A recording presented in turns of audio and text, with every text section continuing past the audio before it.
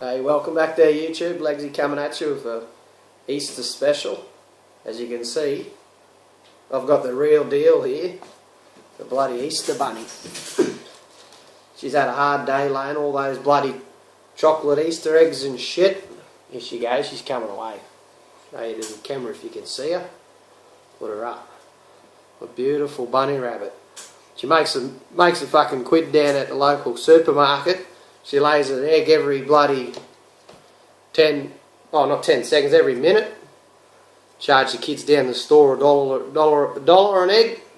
60 bucks an hour. Just had a 10-hour day down the bloody local grocery store and shit. She's definitely the real deal. I'll just show you what she's laid. She's just laid one of these. It's non-stop production through Easter time. Comes wrapped, the whole lot. Beautiful. Beautiful Easter egg, but being Easter and all that sort of shit, a bit about Easter. Obviously, it's long weekend here in Australia, and all your families and all that are probably going out camping or doing whatever. I just like everyone to take it safe and have a good one. Yeah, don't do anything fucking stupid like drink and drive or whatever, because too many people get hurt that way, and that's not a good thing. But apart from that, I suppose everyone here is eating fucking fish and white meat, whatever. All the Catholics out there, nothing against all that sort of shit, but I don't believe anything about like eating white meat, just especially for Christmas and shit. Not Christmas, Easter I should say, and bloody that with. It goes back down to, you know, like, I think how they get that is from the Last Supper with Jesus Christ. How they prepared him fish and all that sort of stuff for the Last Supper. So that's why it's predominantly where everyone's trying to eat fish and do all the right thing, and they're just not. Tell you the truth, he put the shit on the face of the earth to eat, so why not eat it? You know what I mean? So, and I know it does say in the Bible that you can't eat like fork meat and shit, but it says you can eat what you can afford as well, somewhere in there. Don't quote me on that, but I'll look it up for you if you want, if you doubt me for that sort of stuff. So yeah, if you're out there and you're worried about you're going to eat red meat or whatever, just eat it, mate. A big T-bone steak, you know, Macca's and shit, they're going to lose. Macca's, Hungry Jack's, apart from their chicken selection and shit like that, they probably go down in sales, but who cares? They're multi-millionaires. But the thing with these things here, rabbits, they're a pest in Australia. So, and they've been a pest ever since the first fleet arrived back in 1788, and they were bloody they were introduced for like food back in where was it, about, I think it was around that same, like 1788, and then people started keeping them in cages and shit like that, and people were going to court for stealing rabbits to like eating shit as food, because it was cheap food, and some places thought it was luxury.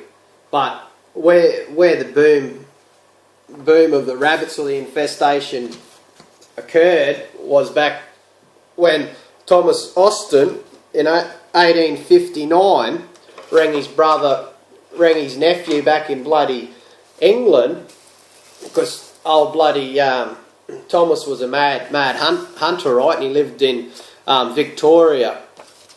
Hang on, the rabbit's going feral. He lived in Victoria. Oh, and I'm trying to think of the name of the bloody the place where Barwon, yeah, Barwon Parks in Victoria. I don't know whereabouts it is in Victoria. But he ordered 12 grey rabbits, 5 hares, 72 partridges, and a bloody, I'll just let her go, she had a big day, and a couple of sparrows, which are also pests and shit. And because he basically ordered that, and he was quoted as saying, what can a few rabbits do, no harm?